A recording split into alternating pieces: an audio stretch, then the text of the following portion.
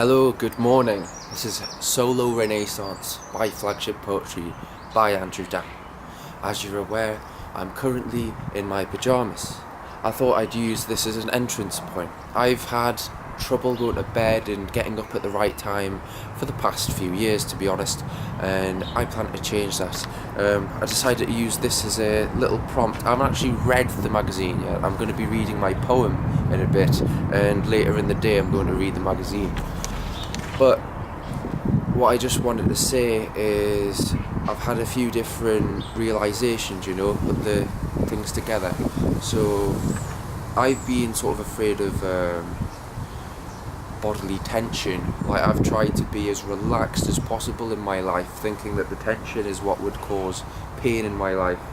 And I've realised now about the itch and stuff, I don't have an itch. I'm just sort of doing that for some reason, realising that's not a good camera habit.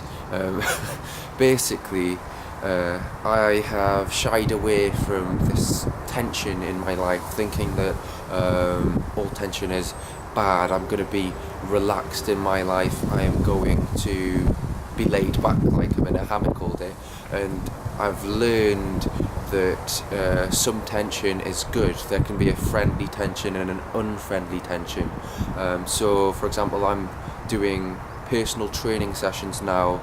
I'm being taught. I'm learning how to do exercises which I find it hard to do, but that is a good kind of tension because it has a positive, healthy end result, and while I'm doing it, it's good for me because I'm getting the blood flowing around my body. If I was to shy away from that all my life, I could just end up with, say, a slouch, which I'm currently training myself out of, and I could also end up without the skill, let's say, without the mental acumen to deal with certain challenges because I shied away from it. Now, I guess you could say, well, the tension, like, if there weren't the challenges there, then you wouldn't need it. But the thing is that the way that life's working right now, the way that we live, we need to be able to deal with challenges, and so it is healthy to have that power, the prowess, the acumen, the whatever word comes into my head next. Just thinking out loud. Oh, tiny little rabbits just appeared. I'm using a tripod, but you know what? How do I aim it? Where is it? Where is it on the... Oh, there it is. Oh, a tiny little rabbit appeared in my garden. But yes, now I will continue recording. The camera's now doing that. Well, I will have to aim it back to where it was. I just carried the tripod and I just recorded that way. Beginning video recording skills. Right, you know what, I'm just going to read my poem because once again I'm worried that my battery might run out of battery. In the future, hopefully I will have something like that, a good Canon camera, but right now that's not the case and I am using a DSLR. So, Canons are DSLRs. I'm using a Sony Cybershot to be precise. I borrowed it, okay? Thanks, Will. Without you, I wouldn't be able to record these things. Bank Spirit, my poem which I said I would read last video. Bank Spirit. If you follow trends impossibly, you won't save your money. I retrieved mine from the brink of bankruptcy. Please forgive me, for I have offended and made bad decisions, financially, spiritually. I wasted my balance on clothes and watches. I lost my conscience, blowing money away. I'd make it rainfall apostrophes. My bank account cried in anguish at my actions. It's too late for goodbyes, sadly. Many coins died in battle with addiction. And I spied my bank account's face, laying in the gutter, staring at me. We'll dance for food, it said suddenly. I couldn't eat, it couldn't eat, but it fed my gluttony.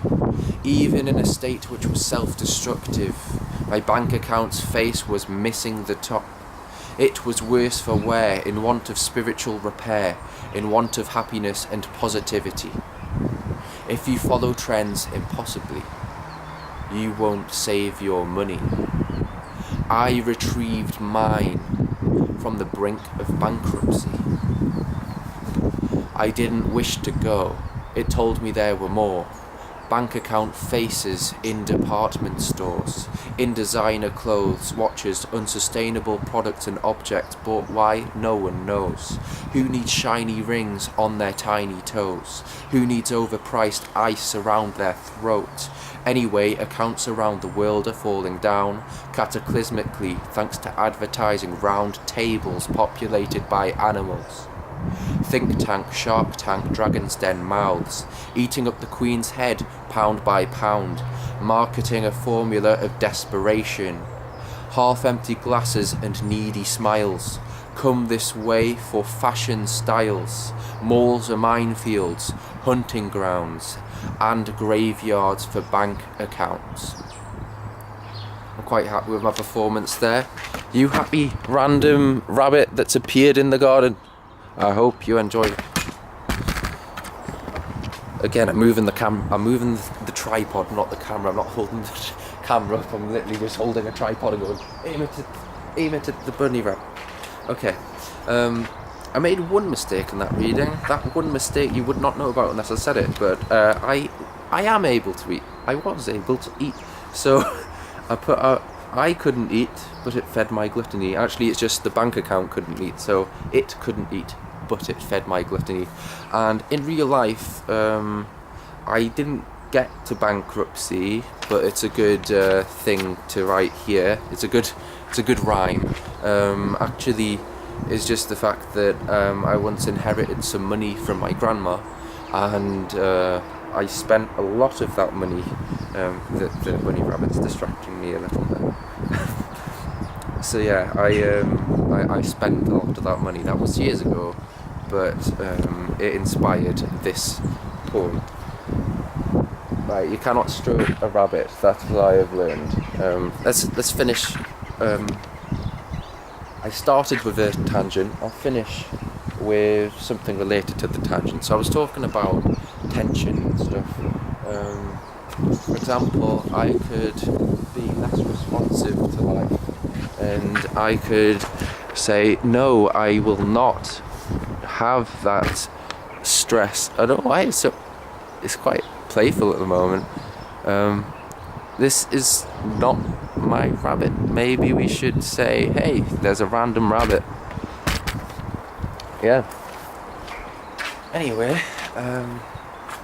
me and the fluffy thing signing out. Peace.